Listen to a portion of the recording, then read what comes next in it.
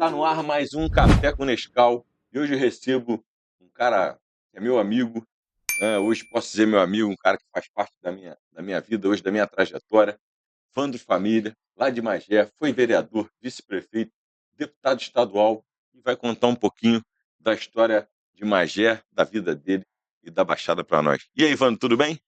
É isso aí, Nescau. Um prazer poder participar com você nesse bate-papo, a gente poder interagir com as pessoas que nos acompanham, aquelas que ainda vão acompanhar o nosso trabalho. Eh, eu sou um admirador da sua pessoa, como político, e hoje, graças a Deus, como amigo familiar, amigo pessoal. É uma amizade bacana. Eu me orgulho aí de ter conhecido você, irmão. Gente, o Vando, conta aqui pra gente, pessoal que acompanha o nosso podcast, quem é o Vando Família, essa vontade de servir o cidadão fluminense, como é que começou, como é que começou a sua trajetória política, para o pessoal que eu já conheço, mas É, sempre bom a gente contar para quem nos acompanha.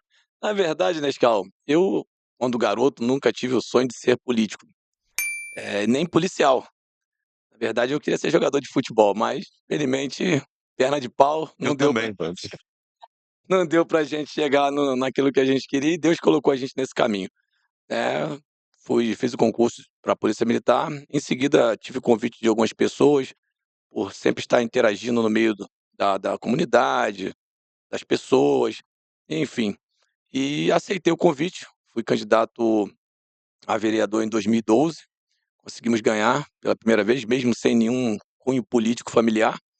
Viemos com a cara e com a coragem e ganhamos com 1.941 votos a nossa primeira eleição. Em seguida, fui convidado a ser vice-prefeito na cidade de Magé pelo prefeito da época, Rafael Tubarão, e ganhamos com 81 mil votos na cidade de Magé. Vitória maiúscula, É, expressiva, né? maiúscula. E em seguida veio o desejo de crescer um pouco mais na política e ajudar um pouco mais os municípios.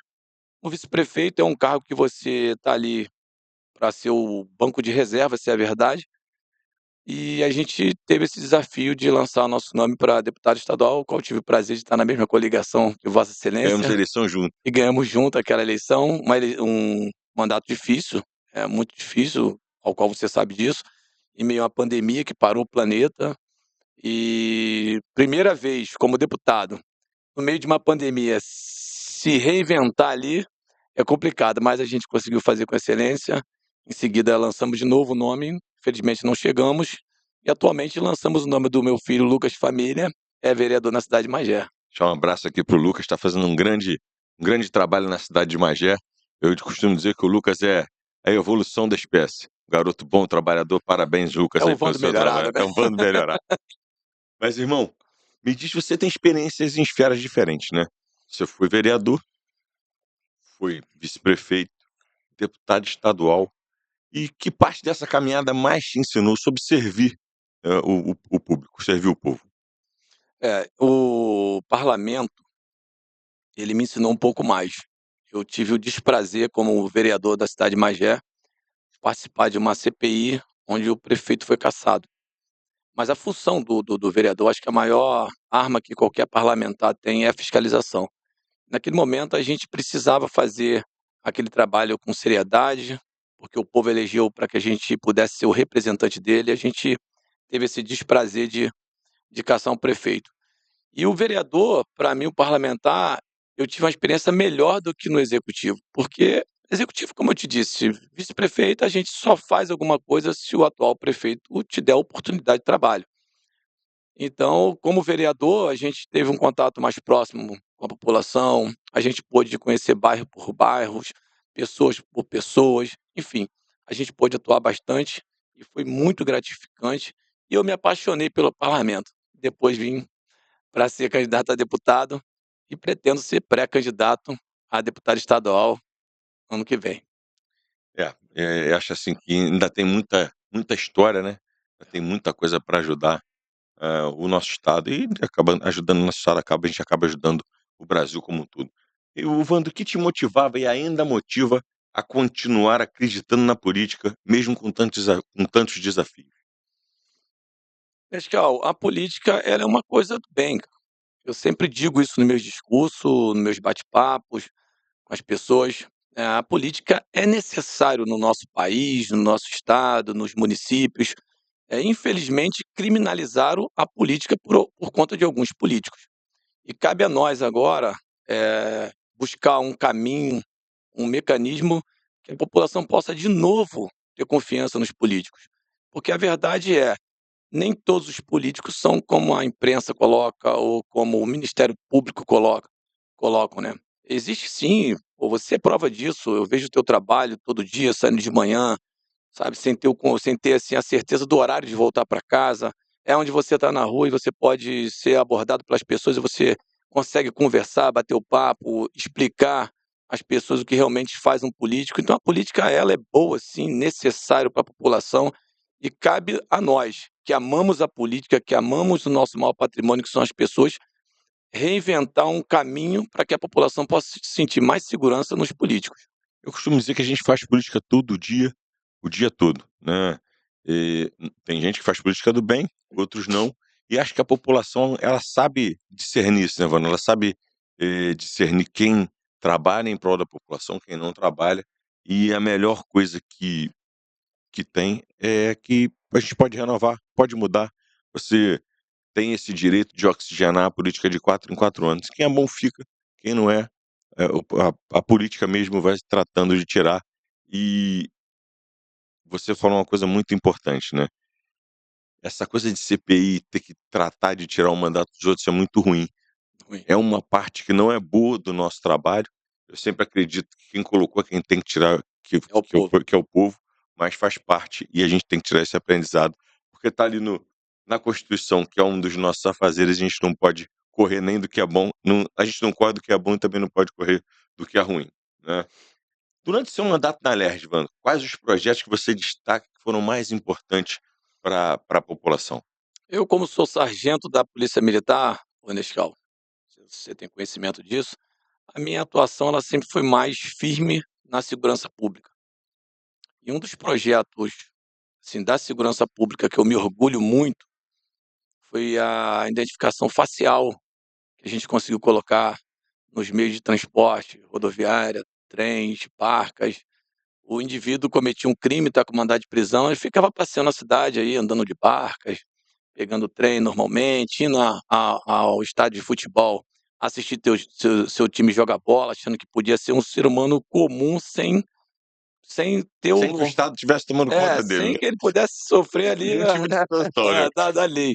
E, sabe, foi um projeto muito bacana, que hoje eu acho que o marginal, o criminoso, ele vai pensar 3 vezes antes de pegar uma barca, antes de pegar e ir pra rodoviária, antes de assistir o seu time jogar bola lá no Maracanã, no Vasco da Gama ali com o Botafogo, enfim. Então, assim, um projeto que eu me orgulho muito, né, de ter, sido ter criado esse projeto e hoje virou lei dentro do estado do Rio de Janeiro, tem abençoado muita gente. Outro, acho que você foi coautor junto comigo, foi das nossas mulheres, né, que são agredidas na época de pandemia e não tinham para onde ir.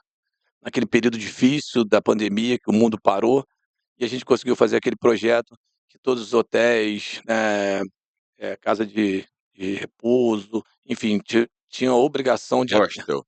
de atender essas mulheres naquele período ali, naquele momento, até que chegasse a polícia militar ou a polícia civil até o local. Então, muito bacana, muito Eu ia bacana. te perguntar, tem 2 projetos que eu particularmente, né, a gente acaba, estudando um pouco o trabalho do colega e participando junto naquilo que é importante para a sociedade. Um, que é esse que você falou que trata da proteção das mulheres durante a pandemia, né, e eu queria saber, qual retorno você recebeu.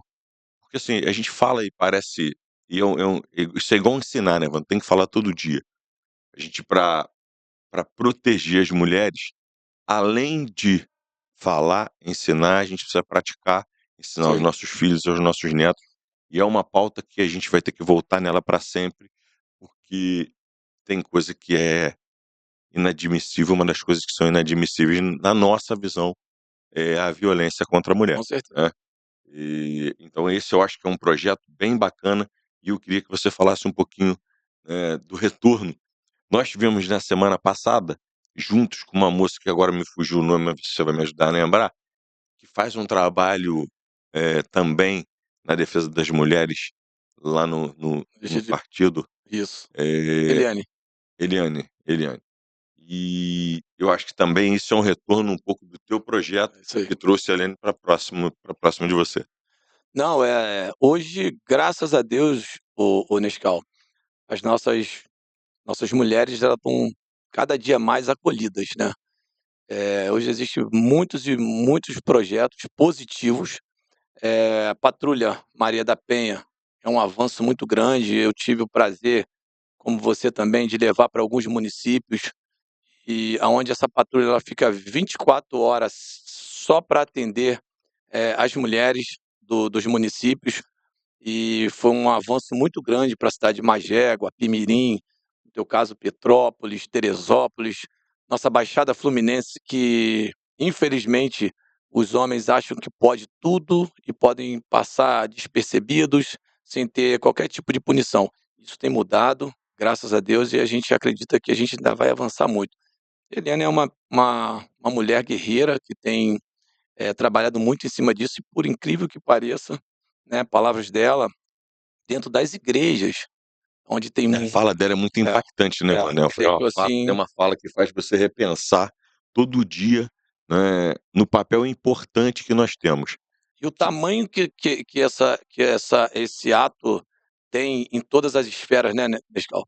Eu jamais imaginaria que dentro de uma igreja, né, tinha um índice tão alto como ela de disse, de violência contra a violência mulher, né, eu familiar acho assim, contra a mulher. o trabalho da Eliane é um dos trabalhos que tem que ser divulgados e defendidos e apoiados por todo homem público, né, É, todo homem, toda mulher, né. e o que eu achei interessante, Nescau, no naquele bate-papo, que quando ela chega para fazer a palestra dentro das igrejas, não sei se você vai lembrar, ela separa o marido da sua mulher.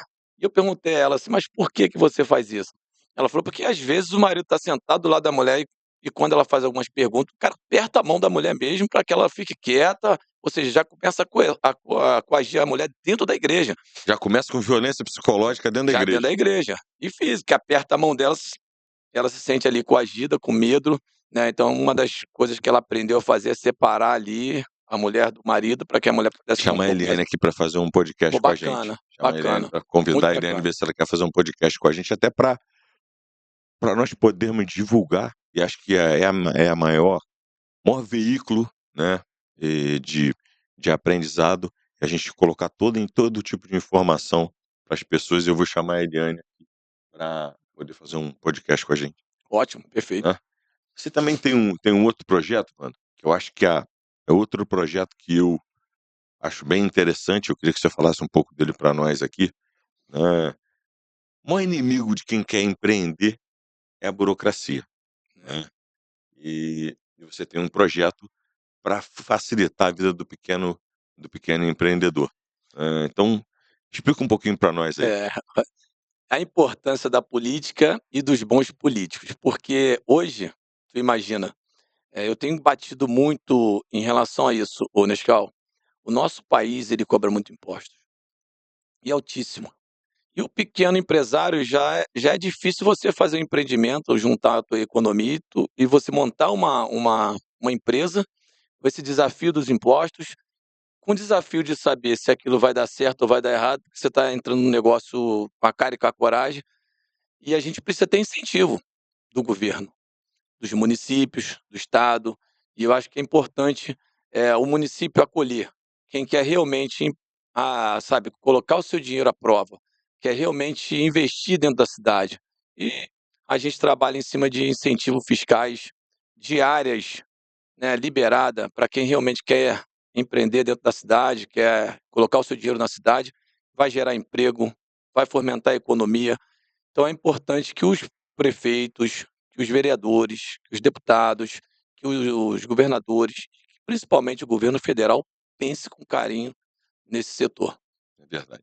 Você é um cara bem atuante nas redes sociais, né, Gosto, eu é gosto. um é uma coisa que a gente consegue perceber ali, todo dia você tá gravando um vídeo, é um cara que tem esse talento para as redes sociais. Você gravou um vídeo falando sobre os benefícios do governo federal, como Bolsa Família. Eu queria que você trouxesse essa reflexão aqui para nós. É, Eh, eu só para ajudar a colocar uma cereja no bolo, nesse nosso trabalho de presidente nacional de partido, eu estive na semana retrasada em Fortaleza. Cara, eu fiquei pasmo com o número de beneficiários de algum tipo de de projeto do governo federal. São 40% da população de Fortaleza, que é uma das 27 capitais do Brasil. É alarmante, né, isso impacta diretamente no resultado da eleição no final, né, assim, é só para a gente colocar aqui a título de reflexão mesmo. É muito alarmante. Eu entendo que o brasileiro precisa de de algum apoio, mas eu vou defender até o final da minha vida, Wander, eu acho que você também pensa parecido, isso tem que ter data para começar e para terminar. Sim, Você não pode ficar dando peixe pro cara para resto da vida. ensinar o cara a pescar, né. Né, então assim, eu queria que você falasse como você é atuante, coloca aí para nós um pouco do que você pensa sobre isso e desse teu trabalho nas redes. É assim, Nescau, é complicado um país que a minoria paga para beneficiar a maioria. Nós temos hoje entre desempregados e pessoas que têm o benefício somente do Bolsa Família, 34% da sociedade brasileira. Essa matemática, daqui a pouco, ela já não está A fechando conta agora, não fecha, mano. daqui a pouco não fecha, porque as pessoas acham que o dinheiro, por ser do governo, é um dinheiro que ele não tem fim, ele tem fim. E a prova viva disso é o que o atual governo está fazendo. Tem hoje uma arrecadação de dois trilhões e gasta 4. Essa conta não vai fechar, porque o dinheiro público é como se fosse de uma empresa privada, só que é público. Precisa ser bem gerenciado, bem distribuído, e a arrecadação ela tem que estar em acordo com o que sai para os benefícios. Porque além do Bolsa Família, nós temos a nossa saúde, nós temos a nossa educação, a gente tem a segurança pública, que hoje é um calcanhar de Aquiles, que eu acredito que no país inteiro, a dificuldade do nosso povo hoje é sair nas ruas, porque com medo de ser assaltado, ser violentado. Hoje o pessoal na área da saúde não consegue descobrir o que tem e quando descobre é tão tarde que acaba morrendo, porque fica esperando uma ressonância para mais de 6, 8, um ano para fazer uma simples ressonância. E quando descobre, aí é um câncer, já está no seu estado terminal e a gente acaba perdendo o nosso maior patrimônio, que é a vida do ser humano. Então o dinheiro é público sim, é do povo, mas tem que ser gerenciado com responsabilidade. E o que o atual governo vem fazendo é simplesmente política com a miséria do povo. E eu vou bater sempre em cima disso. Eu sou 100% a favor dos benefícios às pessoas que estão lá em seus momentos difíceis, né, que não têm o que comer, não têm como sustentar a sua família. Eu estou 100% ao lado dessas pessoas, mas é necessário que a gente ache um mecanismo que aquilo não seja eterno, porque o dinheiro não é eterno. Se você gastar, gastar, gastar, uma hora você vai querer e não tem mais fonte entrando. E o que o governo está fazendo, Nescau, é espantar aqueles 8% dos empresários que realmente quer sustentar todo o Brasil. Uma taxação que está sendo feita de forma absurda, incoerente e negligente. Além dos impostos que a empresa paga normal, que já chega a 34, 33%, você agora eles querem cobrar agora, e acho que vai passar, infelizmente, 10% em cima do lucro também, do que o empresário ganha. Você monta a sua empresa, você paga um absurdo de imposto aqui, taxa disso, taxa daquilo outro. E quando você fala assim: "Pô, tá bom, paguei esse absurdo de imposto, legal, paguei meus funcionários, tá tudo certo, Aí o que sobrou você quer tomar mais sobrou". 10. Aí ele pega mais 10. Não dá. Ô Wander, esse é um governo que, assim, fico prestando atenção nas falas, né, e a gente que vive da política, que vive de política, o presidente da república outro dia, num discurso, dizendo assim: "Os poderosos são contra o povo aprender, são contra a escola para o povo mais pobre. Mas os poderosos, o atual governo ficou 16 anos no poder, agora ficou 4 fora, estão mais em 18. Vão chegar a 20 anos ininterruptamente no poder. Os poderosos são eles. Com certeza. O poderoso é o atual governo. Ele, quando fala, quando critica os poderosos, está se autocriticando. Então, em vez de crítica e discurso fácil, é mais fácil fazer. Não dá para você taxar mais um empresário que já tem o seu lucro diminuído e não dá para dar mais dinheiro para banco. A briga do governo federal, a briga e aí a gente precisa olhar também para além da notícia, né, eh, cada vez mais os bancos no Brasil que não empregam quase ninguém mais, não tem mais agência bancária, não tem mais atendimento ao público, tudo é feito no celular. Verdade. Os juros estão escorchantes, cada vez maiores. Nós acabamos o governo federal é o maior agiota do povo brasileiro. Essa é uma pauta que tem que ser discutida. Tem que ser discutida não só aqui no Rio, mas tem que ser discutida nacionalmente. Então, é te parabenizar pelo seu posicionamento nas redes e acho que ano que vem tem eleição, a gente tem que voltar a discutir isso. A gente precisa discutir o Brasil, sempre. Com certeza. E, repito a você, discutir o Brasil da melhor maneira, na democracia, que apesar de todos os erros, todas as falhas, vai continuar sempre sendo o único método, né, o a única maneira de governar um país é através da democracia. Verdade. Só que são assuntos, ô Nescau, só para finalizar esse assunto, são questões impopulares. Ninguém quer ter a coragem de falar que o Bolsa Família continuar avançando do jeito que está avançando, o auxílio reclusão do jeito que está aumentando, o auxílio passagem agora, ou seja, o Mas indivíduo tem está que ter um preso. fim. Isso, o indivíduo está preso, ele foi lá, cometeu um crime, ele assassinou seu filho, exemplo, aí está preso, você vai ter que pagar agora a passagem da família para visitar aquele cara. Sai do nosso bolso. E são assuntos que tem que ter coragem para falar, Tem. porque muitos políticos correm desses assuntos, eu não corro. Eu estou aqui para dialogar, estou aqui para ajudar a população, eu falo sempre que a população é o nosso maior patrimônio que um estado, que um município, que um país pode ter. Mas a gente, como tratamos os nossos filhos com respeito, a nossa esposa com respeito, nossa família com respeito e falamos a verdade para eles, temos que falar também para a população o que realmente está acontecendo. E do jeito que o Brasil está andando, daqui a pouco não vai ter como pagar nenhum tipo de benefício para a nossa população. É simples explicar à dona de casa, as pessoas que nos ouvem, o seguinte: a senhora tem R$ 1.600 lá, R$ 1.800, R$ 2.000, R$ 5.000 que seja de orçamento mensal. Se todo mês a senhora gastar 6, é o que está acontecendo com o Brasil. Tem Exatamente, 10, gasta 11. Se tiver 12, gasta 13. É muito simples, mas a conta no final não vai fechar. E a conta do Brasil já não fecha há muito tempo, verdade. né. Vando, para você, política virou sinônimo de briga nas redes? Por que as pessoas se afastaram tanto? Hoje, assim, eu tenho um pouco mais de dificuldade que você para essa apresentação nas redes sociais. Eu gosto da você também gosta, né, mas você tem mais facilidade nas redes do que eu. Tô até aprendendo aqui, me esforçando. Eh, mas assim, não adianta o político ficar só atrás do telefone, Não, tem que ir né, para rua. tem que ir pra rua. E o que que você pensa? Hoje virou uma briga nas redes? Virou, virou. Infelizmente, é uma coisa tão bacana que você pode agora, com a ferramenta da internet, estar dialogando um pouco mais com os políticos, virou simplesmente uma guerra, sabe, sem controle, porque você defende a direita, você é criminalizado pela esquerda, se você é da esquerda, é criminalizado pela direita. Gente, pelo amor de Deus, uma coisa certa, seja da esquerda ou seja da direita, ela continua sendo certa, uma coisa errada da O esquerda certo é certo, o errado é e o errado. errado é errado. Agora, infelizmente, a briga ela ficou tão cerrada que por mais que você esteja falando uma verdade que é um benefício para a população, se aquela pessoa é contrária à sua ideologia política, você pronto, você é bombardeado.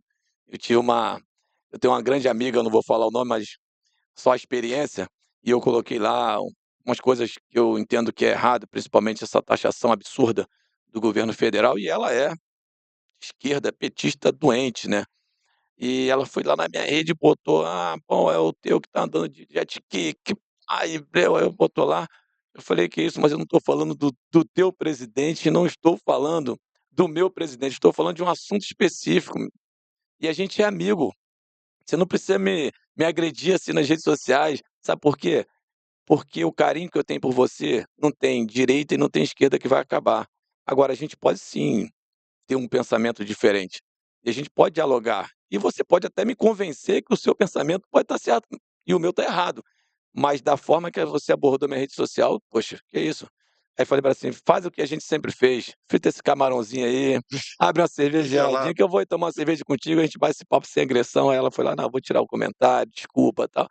Mas o político tem que entender que infelizmente por conta dessa maluquice, eu posso falar assim, de direita, esquerda, que eu acho que dentro da direita, entre a direita e a esquerda está o Brasil, está a população, que não, isso não pode estar maior do que a população, não pode estar maior do que o nosso Brasil, e a gente precisa organizar isso.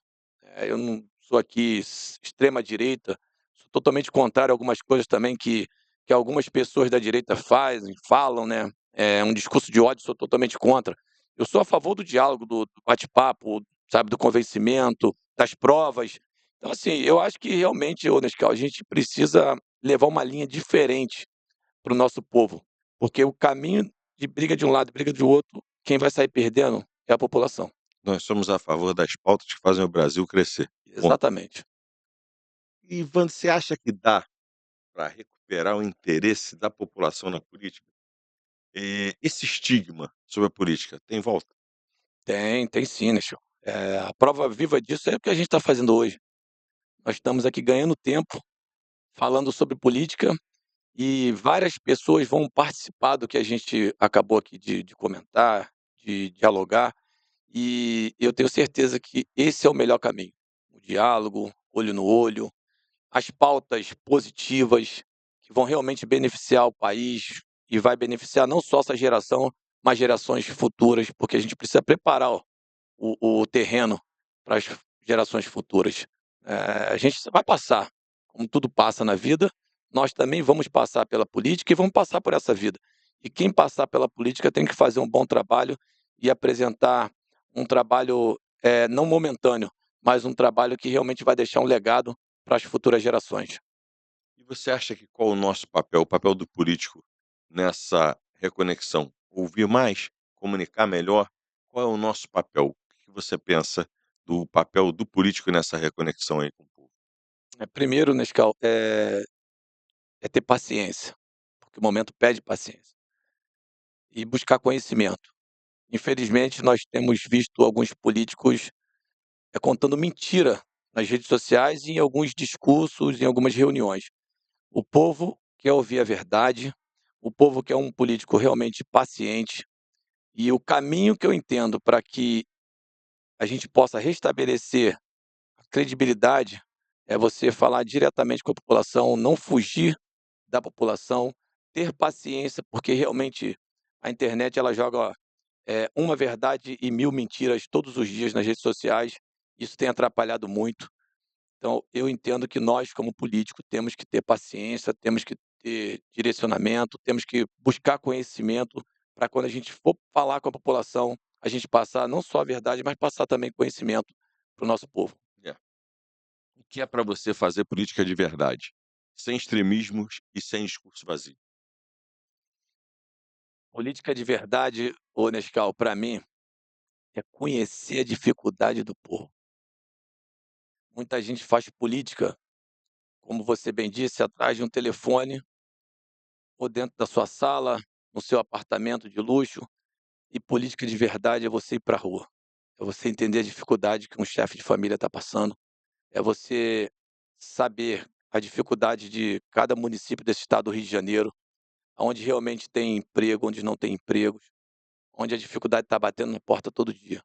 Se o político realmente for para o campo e andar nas ruas, falar com a população, eu tenho certeza que ele vai entender realmente qual é o papel dele no mundo da política. É saber quanto custa um saco de cimento, entender quanto custa um quilo de feijão, saber que o produtor rural do interior do nosso estado tem dificuldade de trazer aquilo que ele produz para os grandes centros para vender, né. A gente precisa entender a dificuldade de cada município do nosso estado do Rio de Janeiro. Acho que isso é fazer política de verdade. É saber que na serra tem muita área, né, que não poderia ter construção, é entender que o Rio de Janeiro e de verdade, a maior pauta hoje do Rio de Janeiro é a segurança pública, e a gente precisa de um de um choque de ordem a respeito disso, essa é a tua área, então acho que esse é o caminho para a gente melhorar o Rio de Janeiro. Seu filho seguiu seus passos na política, né. Eu quero deixar aqui um abraço para o vereador Lucas Família, e vou deixar um grande abraço para você, para sua família, para Priscila, né, para Legal. os pequenininhos lá também que a gente Helena, acaba é Pietro. a Lena e o Pietro, né. Quais os conselhos você deixou para o Lucas, cara?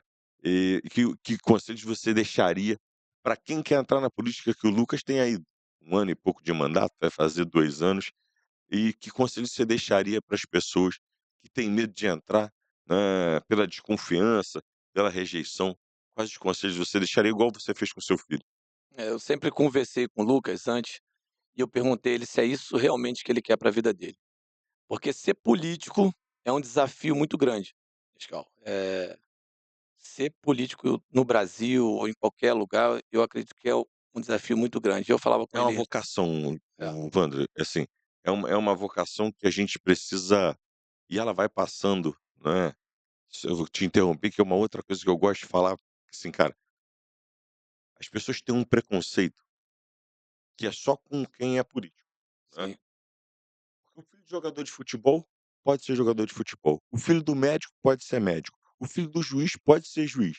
O filho do ator pode ser ator ou cantor. E por que que o teu filho, que é um cara sensacional, é um garoto que eu conheço, não pode ser político? Acho que isso tá no sangue, né? Eu tenho 3 filhos e algum deles vai seguir o caminho, é não tem normal. jeito. Você também tem 3, um já seguiu o caminho. Eu acho bacana, pela nossa experiência, a gente já viveu tudo de bom e de ruim que a vida pública pode pode trazer para alguém. Eu acho muito legal a gente deixar esse recado aqui para as pessoas. É, o eu tive certeza que o Lucas queria realmente, e ele estava preparado para a vida pública, porque ele passou comigo desde a minha primeira caminhada. Tanto as coisas boas que aconteceram, que foram as vitórias na minha vida política, como as coisas ruins, porque infelizmente, como eu te disse, o político hoje ele foi criminalizado sem ter nenhum tipo de prova, você já é um criminoso. Só porque alguém falou que você é bandido, é ladrão, seja lá qual for a nomenclatura que colocaram em você. E o Lucas passou por tudo isso. E quando eu falei assim: "Você tem certeza que você quer ser candidato?" Ele olhou nos meus olhos e falou assim: "Pai, é o que eu quero". Falei: "Mas tu tem certeza disso? Porque você pode perder a eleição". Ele falou: "O senhor me ensinou que eleição se perde, eleição se ganha. Mas E se não eu já disputar, ganhei contigo e já perdi contigo. Mas eu quero colocar meu nome, eu quero dar continuidade ao seu trabalho, eu quero pegar os seus erros e não cometê-los, e eu quero pegar aquilo de bom que o senhor me ensinou na vida pública como pai e quero colocar para frente". Então, assim, para mim, a resposta dele foi maravilhosa. Eu acho que o político tem que ter isso. Tem que ter a política na veia, a sensibilidade e a vontade de ajudar as pessoas. amigo, agora tem um momento rápido aqui, a gente está terminando e já se passaram 40 e poucos minutos, o papo Nem voou, parece. né. Eu vou te digo uma palavra, um bate-bola, você responde com o que vier na cabeça na hora. Vamos nessa? Vamos embora. Então vamos lá. Essa eu gosto. Política, Pô, meu mundo hoje. né. 2, família, Tudo. tudo. Rio de Janeiro, A cidade maravilhosa. né. E Magé, Minha terra natal, né, tio? de lá começou tudo, né, Vando? O início de tudo. Começo de tudo. Trabalho, Responsabilidade. fé, Sempre. sempre, todo dia. Toda hora. Redes sociais, Meio de se comunicar com aquelas pessoas que estão distantes. amizade, Nosso porto seguro. Um bom amigo, uma boa né, amizade. Nos ajuda muito. futuro, A Deus a Deus pertence. pertence. Café, Todo dia, toda café com hora. Nescau. Chegando no É. final. Vando, a gente está chegando no fim, eu queria Pô, deixar valeu. aqui para suas considerações finais, deixar um abraço para todo mundo e te agradecer mais uma vez pela presença. Nada. Eu que agradeço a você, Nescau, ser um grande parceiro. Eu sou admirador do teu trabalho, principalmente admirador da tua pessoa. O ser humano que você se tornou, a família que você representa, sua esposa. Tive o prazer de estar no seu casamento, coisa mais linda do mundo. Que Deus te abençoe. Quero aqui parabenizar aos nossos ouvintes que estão nos assistindo, aqueles que ainda vão assistir e toda a equipe que está por trás de tudo isso aqui, que vocês não estão vendo, mas fazem parte da equipe do Nescau. Beijo no coração de todos, não possamos perder a fé, a esperança de dias melhores para o nosso país, para o nosso estado e para os nossos municípios. Beijo no coração de vocês. Não dá para esquecer de deixar um abraço pro Ricardinho que está aqui acompanhando com a gente. É. Ricardinho da Florestal, deixar um Ah, abraço para ele deixa aqui. eu dar um abraço para minha esposa, Priscila, a minha mãe, meu filho Lucas e toda a minha equipe também, senão eu apanho quando eu chegar lá. Ai, cara, eu tô encerrando aqui. Obrigado pelo bate-papo. Cara, É bom demais conversar contigo sobre política, né, aprender um pouco da tua experiência, teus mandatos, né, foram 3 mandatos, e tem muito mais tem muito mais lenha para queimar ainda, é, na vida. E eu quero pedir a você que nos acompanha, curta a gente nas redes sociais, acompanhe no Facebook, no Spotify. Muito obrigado por ficar com a gente e até o próximo Café com Nescau.